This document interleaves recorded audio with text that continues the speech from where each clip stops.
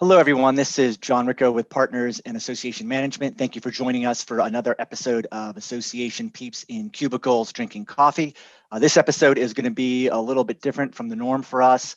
What we thought we would do in light of the fact that many organizations out there have advocacy efforts and are trying to get the word out to legislators on their legislative program, and things in many capitals in Florida and across the country are completely different in terms of meeting with legislators, testifying before committees. We thought we'd do a session where we talked about some of the issues that you're likely to face and how you can most effectively advocate on behalf of your respective organizations. So we've got a group of veteran Tallahassee lobbyists here to help us understand, at least in the Florida case, what's going on with regard to access to the capitals, meeting with members, testifying before committees. And so I thank all of these folks for joining us this morning. I'll do a brief introduction and then we'll go ahead and get started. But first off, since it's Association Peeps Drinking Coffee, I've got mine right here. This morning I'm drinking Dunkin' Dark Roast. Not typically a big Dunkin' fan, but the dark roast is pretty good. So with that, let me introduce who we've got here today participating in the panel with us. We've got Ashley Khalifi, who is a partner at Capital City Consulting, where she's worked since 2013. Prior to her move to Capital City, she served as Legislative Affairs Director for Florida's Chief Financial Officer and rose her way through the ranks there until she ultimately became Deputy Chief Financial Officer. She's got expertise in insurance, banking, education, and healthcare industries, and has been recognized twice by Florida Trend Magazine as one of the state's top government lawyers. In addition, next we've got Georgia McEwen. She's president of McEwen & Associates, a government relations and lobbying firm.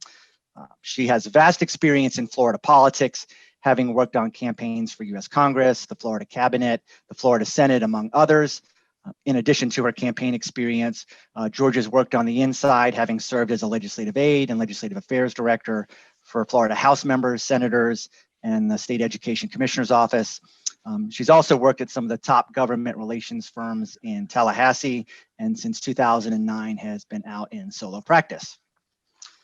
David Ramba's with us. He's the founder of Ramba Consulting Group, where he advocates before the legislature and cabinet on issues of utilities, taxation, environmental regulation, and more. His past experience includes serving as head of the legislative team for Lewis, Longman, and Walker, where he worked for 10 years. And prior to that, 5 years as legislative counsel for the Florida League of Cities. In both of those roles, he represented clients before the legislature as well as government agencies. He's an attorney and he's admitted to practice before the Florida Bar and the U.S. 11th Circuit. And then finally, last but not least, we have Clark Smith. He's with the Southern Group and he has over 26 years of experience in Florida politics. He's been with the Southern Group since 2013, advocating on a large variety of policy issues, including appropriations, energy, gaming, healthcare, and insurance, to name a few. Prior to his time at Southern, he was a legislative staffer in several Florida Senate committees, and he began his career as a field director with the Bob Martinez for Governor campaign. So that's our panel of folks who will be joining us and participating today. I thank all of you for being here and for sharing your insights and expertise and how folks can be more effective in their advocacy efforts in this COVID environment. So I thought I would take a moment to briefly walk through just sort of what the policies are in the House and Senate in Florida, and then we'll go ahead and we'll open it up to our panel for discussion. So I am going to go ahead now and let me share my screen.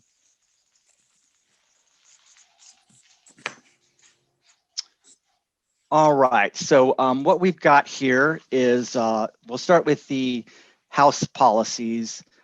As you can see, the House of Representatives, just generally, their policy is a little bit more detailed than what's currently the Senate has out.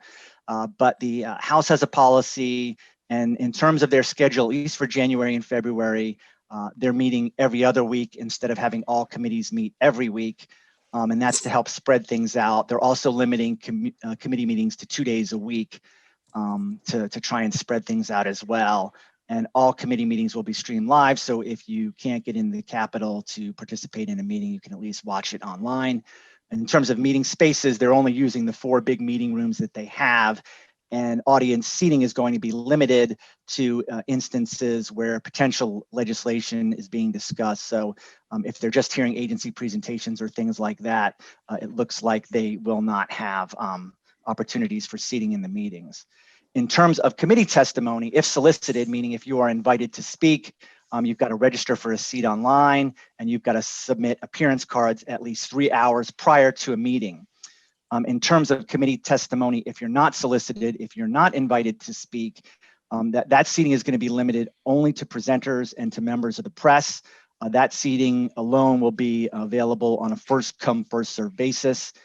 And in instances where they have an issue of great public importance, meaning there's likely to be a lot of interest from the public at large, they indicate that they will be setting up opportunities for virtual testimony in other locations inside the House. Regarding testimony and some more details there, if seating is full, they will allow the submission of written testimony, and that testimony will have to be submitted online, and it will be distributed to committee members 2 hours prior to the meeting. They will allow electronic committee appearance cards for anyone who wants to waive in support or opposition to legislation, but may not necessarily want to testify, and they're discouraging lobbyists from trying to get audience seating in a room if they merely intend to waive in opposition or support of a particular piece of legislation.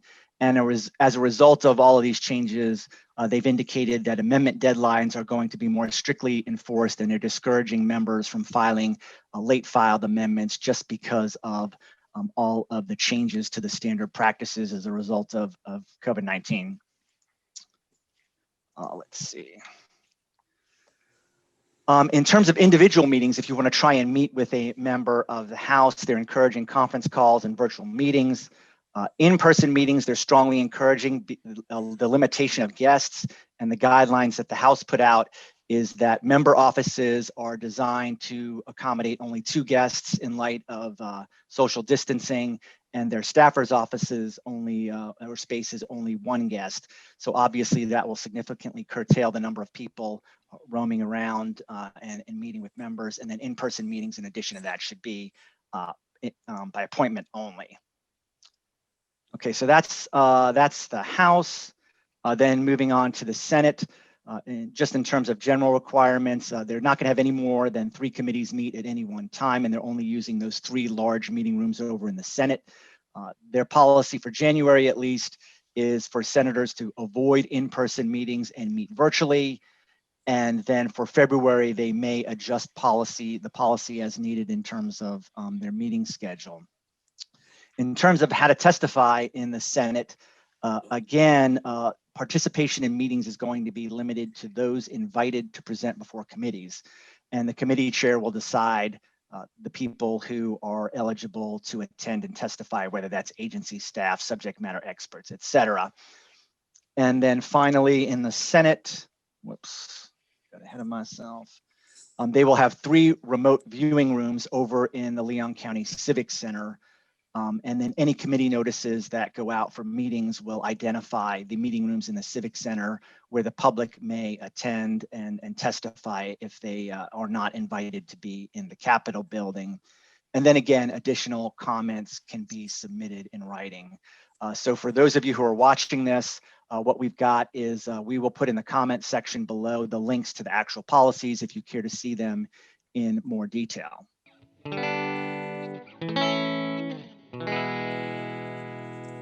So with that, that's kind of the quick overview of where things stand with regard to the policies in the House and Senate. So now I'd just like to open it up to all of our panelists in terms of discussions and kind of get your sense of what this means for advocacy efforts that people might be trying to undertake for 2021. And sort of the first thing that comes to mind is, you all know, you're all veteran lobbyists. The rubber really meets the road in those one-on-one meetings with legislators, their aides, and committee staff. And in light of the fact that that will be significantly curtailed, I guess first and foremost, we had the first round of committee weeks last week. I heard somebody saying earlier before we started this that at least on the Senate side, some folks were getting kicked out of the Senate office building for sneaking around. What's your thoughts on those limitations and what they might mean as people try to move a legislative platform forward? And I'll throw that out to anyone who really wants to kick off and start. I was in the Capitol last week, and it was, eerie experience to walk through the halls and really not have anybody in there. Most of our communications with legislators, historically, when clients aren't in town, are done via text or emails or calls or after hours meeting with folks, either over a dinner or by calls late in the evening. Most of the time when we're there in the normal 10-minute time slot in front of a House or Senate member, it's with clients. The time we spend as professional lobbyists during the summertime is really the time to develop those relationships. A lot of us this week, it's an off committee week. We're still seeing legislators all over the state. Mr. Smith's on his way to visit with some. I'll see him tomorrow at some events that we have around the state. There's going to be quite a few opportunities, but if your legislative representatives don't have a pretty direct relationship with your bill sponsors or members of the legislature, it's going to be tough this year because there's not going to be the ability to bring in the guy from back home or bring in the subject matter expert and go visit with all the members of the committee prior to a bill being heard on an agenda. It's just not going to have that type of access based on the COVID protocols that they're having, at least at this time. The vaccine rollouts and the restrictions are much more restrictive in the Senate. Even face-to-face committee presentations and committee testimony, some of that's going to be done remotely. And as you guys know, if you're watching this on a recorded line, you could be drinking your coffee in your pajamas right now, and you're not getting that face-to-face, direct, real contact you can get when you're trying to obtain votes for a certain issue. So it's going to be different. It's going to be harder, but if you've got some of those prior relationships, those are going to be essential in trying to be successful this session. Yeah, and I think probably everyone on this call will agree that while kind of non-practitioners think about session as kind of being the game time, I think a lot of us would tell you that working your issues starts way before that. And so session can involve last minute changes, updates, et cetera, but really kind of ingratiating your issues and educating people on them starts well in advance of that. And so that's, really happened mostly virtually via phone.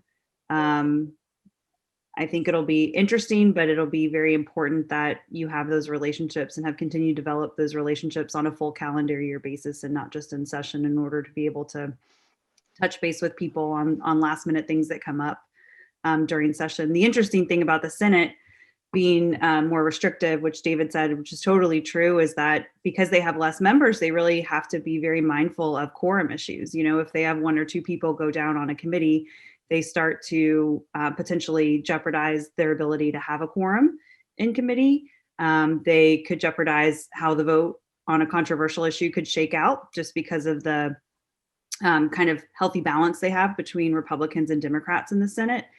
And so, they're being much more careful because they have a lot less room at the margins, if you will, to make sure that they are able to conduct their business in an efficient manner. So makes a lot of sense for them to be very careful. The House is also being very careful. They don't have as much at stake as far as a quorum, just because they have a lot more people and they have the Republican majority has a healthier margin over there. But, everyone is being very mindful of this. Testing is happening regularly. I just got tested Monday, just as a precaution. I think a lot of us lobbyists are getting tested regularly because we're still meeting with people, and certainly everyone wants to be very careful that that's being done safely. So hopefully, I think that you'll see session, some of these protocols change over time, particularly as the vaccine rollout continues to pick up. I mean, if we're expecting the Johnson & Johnson vaccine to come online here soon, that's really going to affect supply in great way for people. So I think you might see things loosen up near the end of session to be a little bit more flexible than they are, at least right now. But there's just a lot of uncertainty. All right, thanks. And I would add, oh, go ahead. I was going to say, I agree with both of them. I mean, me and my partners have spent so much time on the road this year, and I don't know how many tens of thousands of miles I put on my truck, but there's a lot of new members coming in, and they're a pretty good volume of votes on the committees. And I think that, spending the time out on the road, that getting to know these guys and getting to know their cell phone numbers and, figuring out how to access them, and that coupled with, clients and members of associations going out and building relationships with legislators certainly helps as well. That's been key this year for us. But, it's just, unfortunately, in the times that we have to work through this stuff, like Ashley said, we're testing the Thursday before every committee week, just to protect ourselves and the members that we're meeting with. But I think, spending the time to get to know these guys through the summer and fall is going to be key to passing your legislation this year. And I would add two challenges that I've had, having had COVID and been very, very sick. I wasn't able to be on the road as much. So most of mine was done by phone, email, and text. I made it mandatory for myself. I put that I would get all these cell numbers and try to communicate that way a happy new year to everyone. And communication for me has been key. But I've also found that my normal process was on the road, meeting new people. With all the new people coming in, we're going to have to, at least in my case, rely on my tried and true people. And I miss that being in the halls, because there was so much accomplished as you were walking in the hall and you caught somebody, more so than trying to get an appointment. And it's also, I think, aides now don't have a reason to be sitting at that desk. So sometimes it's harder to get a hold of them. So those are some of the challenges just for networking. In addition, when you represent a lot of nonprofits, a lot of my clients don't or have not taken the time, although they were encouraged, to really get to know those legislators while they're in the district. And that's a challenge too, as we mentioned, because that's where the rubber hits the road. Well, Georgie, you bring up a good point, and that was a nice segue into my next question, or my next line of thought was, a lot of the ebb and flow in lobbying is just really running into people in the Capitol and saying, oh, did you hear about this amendment that's filed on, House Bill 241 and that sort of thing. And it seems like a lot of that will be missing because not as many people are going to be over there. So you guys have any thoughts on, how to compensate for the fact that you won't have that intel source, if you will, of just coming across somebody and finding out about an amendment that you may or may not be aware of until it's too late? Technology is taking care of a lot of that, John, with what used to occur through word of mouth is now almost instantaneous if you subscribe and take care of lobby tools and stay on that. A lot of that staff driven too. I mean, obviously you get, maybe 200 emails an hour.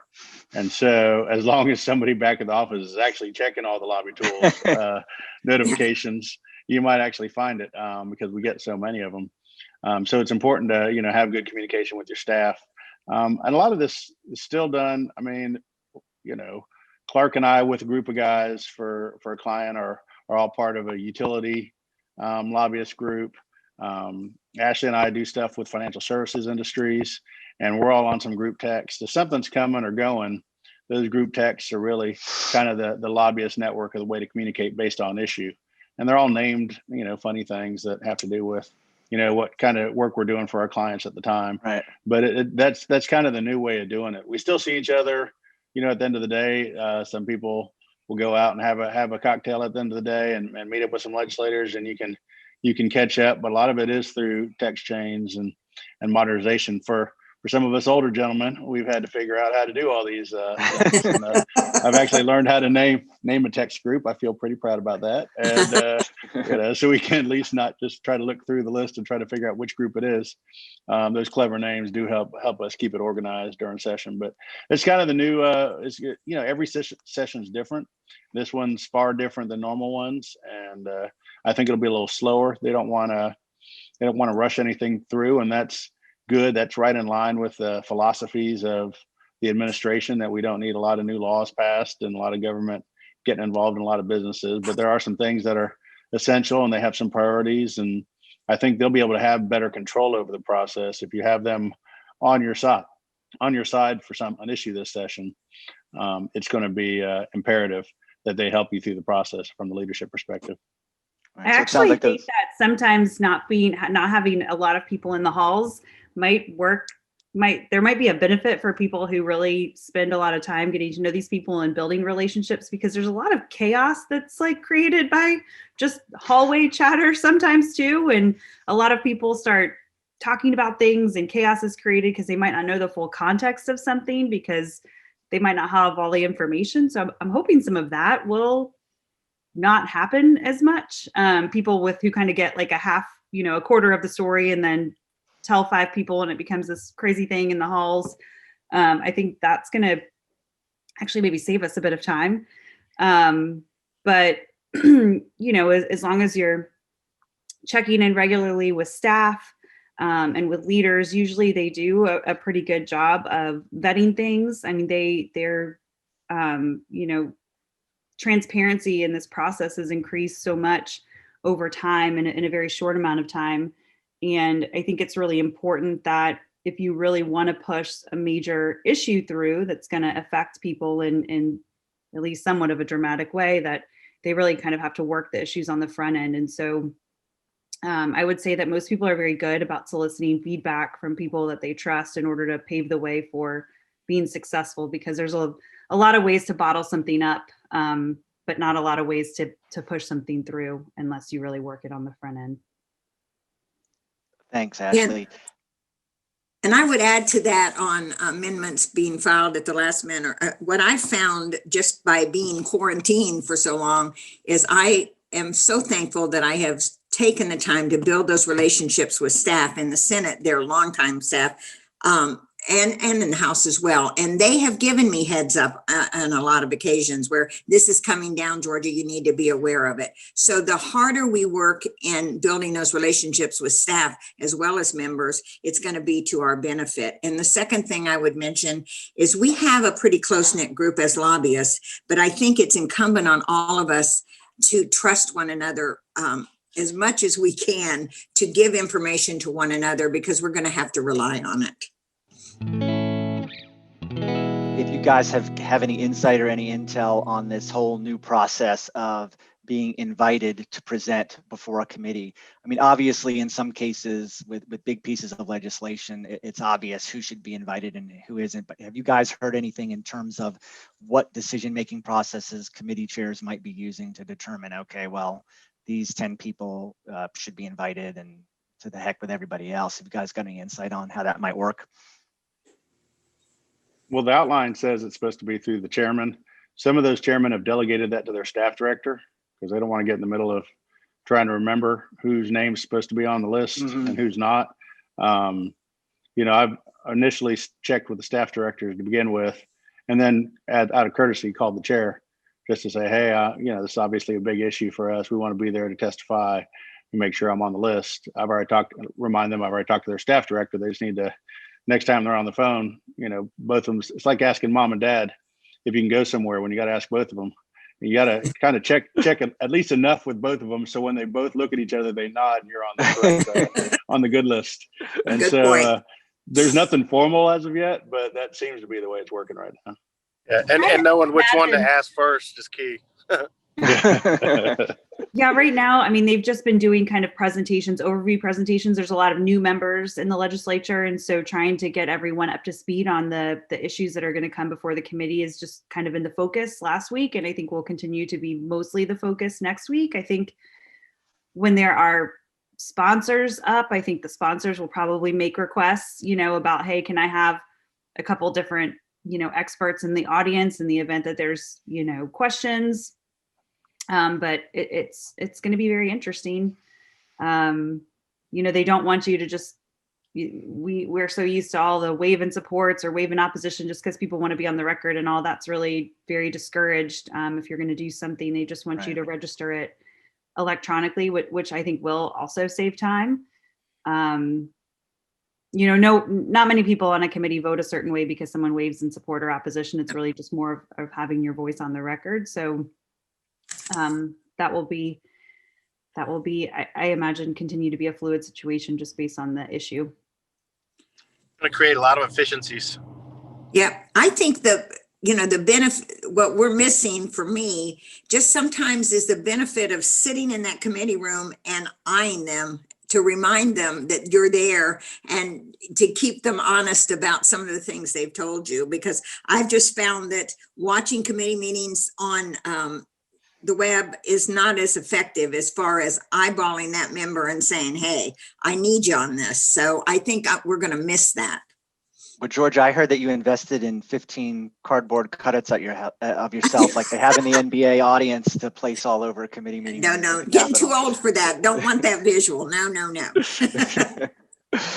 All right. Well, I do think it's interesting to watch a committee, to watch some of the dynamics between members on certain issues. I think on more kind of controversial ones that will definitely be lost, and it will be kind of a nuance that you won't have the benefit of really understanding unless you're, talking to them. Right, that nuance. Well, let me shift gears a little bit and talk about something that's a little bit related. But so testifying, you're going to be invited to testify. Maybe you'll be lucky enough to do it in person. Maybe you'll be at the Civic Center or some other place doing it remotely. I mean, you guys have been around enough to know that, if you're relying upon testimony at a podium to sway votes, you're a little bit behind the 8 ball, and you're probably already lost.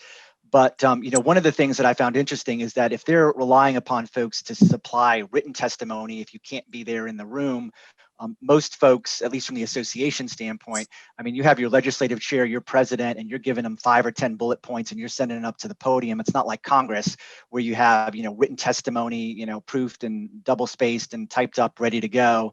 Do you have any thoughts on what should or shouldn't be submitted? Is it okay to just send the talk points as your testimony, or do people really need to have carefully thought out, 5-page letters to the committee chair explaining their position on the bill? Have you all given any thought to that or had experiences with it thus far? I imagine everyone on this phone is familiar with the one-pager. I mean, that's really what we always prepare for our clients and for our issues. The one-pager is like they're just talked about like the most regular thing in the world in the legislature. And I think for purposes of influencing votes, it's really important to probably call several members of that committee and provide them with your one-pager beforehand so that they can have it in their binder. Every member goes into a committee meeting with a binder of everything that's going to be heard that day. So it'll really be important to kind of check in with several key members before the meeting is held and then provide that to them. I probably wouldn't rely on just sending a letter to the chairman and hoping that gets distributed because they get a lot of material, and it's really important to make sure that yours kind of is near the top of the stack and is in a form that is readily and easily digestible, because there's a lot of issues that they have to deal with on a daily basis. Yeah, you hit the nail on the head, John. If you get to that point where you're relying on testimony or submission to win or lose a vote, you've probably waited too long. And it's amazing to me how many people that's lost on, except for in the case when the other side has presented something that's completely false and you've got to get up and try to counter that.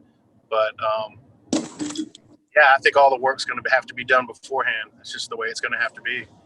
And I think a lot of times when you see professional lobbyists testify, usually they've been kind of requested to because someone who's on their side of the issue, they anticipate that the other side's going to get up and say things that may paint a different picture, an inaccurate picture. And so they've asked, to have people come up and correct the record. So I think you'll see that, but it's really important that stuff like that be coordinated because it makes everything else run smoother. Yeah. And a lot of time a client requests to be on the record, and you just got to go do it. So.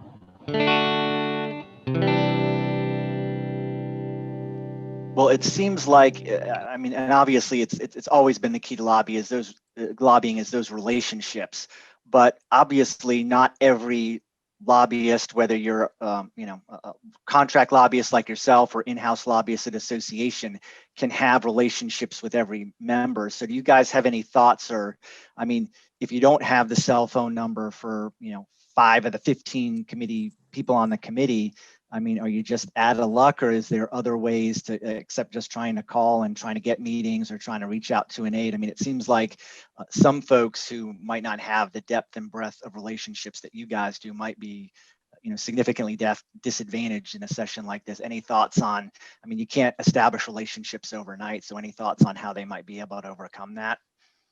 I think Well, David we've got- said it, with being members of a team. I mean, no one has a relationship with every member of the legislature. It's just really impossible. We know them all, but as far as them answering our phone calls on the first ring, that might not happen with every single person. So I think what David said is, being on a team of people and working with people, and people kind of dividing up who they have the best access with or a relationship of trust with, is really important. I agree. And with some of our nonprofits, I've told them, I said, there's one more week at the end of February before session starts. If you can now get on their calendar to have them over to your club or your United Way or the Boys and Girls Club or whatever you're pushing, especially for the nonprofit worlds that aren't going to be able to get in there and access some of these things, or some of your local government clients who are asking for appropriations. Yeah. Your mayor, your local government needs to go out there and meet with these folks while they're there that last week as one last reminder. That session's about to start. We're probably not going to be able to have a day on the Hill. All of those legislative days are being encouraged to be done virtually or not at all, with meetings such as this, where you get, a chairman of a committee on for 10 minutes with your folks and they do a presentation. But that's going to be the type of day on the Hill that people have. There will not be 2,000 realtors storming the Capitol and things like that we've had in the past, which is great for the elevator access, but also, those things do have an impact when all those folks come to Tallahassee and come up to support or oppose a bill. So it's going to be much different. But yeah, there's that last week in February, and folks need to kind of arrange a time now to try to get on their calendar for one last push while they're back at home. I agree. That's key. Grassroots is key at this point to help us, particularly with nonprofits. That's what I've told my clients as well, which is the majority of my work. And it's more difficult because they don't give campaign contributions either. So you don't have that nexus there when you go visit them and contribute to their campaign. So. Right. Very good. Well, listen, I appreciate you all taking the time to be here today. I'd like to just kind of go around with one last parting thought from each of you, knowing what you know about the environment that folks will be operating in, at least for the next couple of months. If you had one single piece of advice that you would give to folks on how to maximize their advocacy efforts for the 2021 legislative session, what would you suggest? And we'll start, Georgia, I have you in the upper right, so we'll go from you to Dave to Ashley and then to Clark. I think that the biggest piece of advice that I would offer is you need to, more importantly than with the legislature, you needed to, as a lobbyist and as the owner of a firm, I need to manage the expectations that my client have of what we can accomplish in this environment, and don't overpromise. That would be my biggest piece of advice at this point. Thanks, Georgia. Dave? I would say you have to hire a professional lobbyist. I mean, you always got to push. What's your number? What's your number, Dave? Why would we? 1-800 call Dave. But yeah, I mean, it's going to be. This will not be for the faint of heart this year. It will be hard pushing. A lot of folks are going to find the easy way out by not moving things forward, because that's easier than trying to push a rock up a hill. And that's what this session is going to be a lot of about. It's going to be letting people know not to be discouraged and keep pushing. I would caution people, sending a legislator 1,000 emails is a good way to get your bill put in a trash can. Absolutely. Or flooding their cell phone and filling up their voicemail. So, I mean, be respectful. Be thoughtful, understand what they're going through is different for them as well as for you. And just try not to get discouraged. Great. Thanks, Dave. Ashley?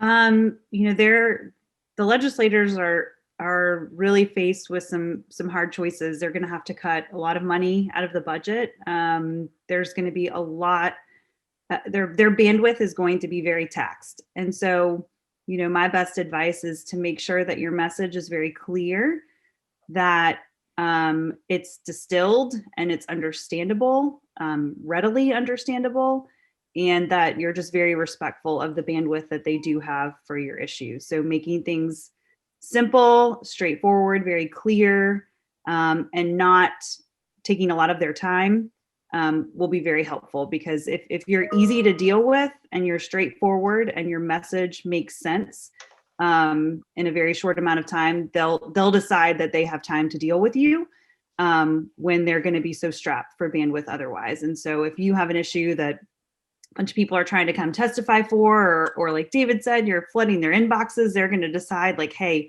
we've got some really big issues on our plate. And unfortunately, like, we are not going to be able to devote that much time to this.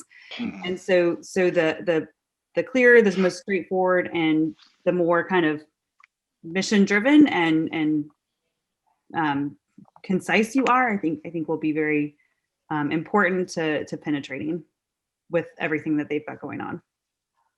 Thanks. Last but not least, Clark. Yeah, I'd say, Hey, Clark, we're Best advice of the day. No, Clark is actually going to see someone right now. So he's already on it. Sorry, Clark, we lost it. Hold on a sec. Let's give him one last chance. Clark, you're muted. There you go. How about now? Go ahead. We'll see if we can make it work. Okay. My only thing was not communicating too much outside the wheelhouse. Communicate with your lobbyist. So, sometimes people kind of get ahead of their skis a little bit, and next thing you got a legislator calling you about, why is this guy blowing me up over this? But, communication is going to be so limited. It's got to be precise. It's got to be a rifle shot. So, we tell all our people, please communicate with us before you go crazy. Good advice. Good thoughts, Clark. All right. Well, I appreciate you all joining us for this episode of Association Peeps in cubicles or home offices or pickup trucks, drinking coffee. Appreciate you sharing your time and your expertise. And thanks a bunch. Appreciate it, guys. Thank you. Thanks, John. Bye. Thanks, John.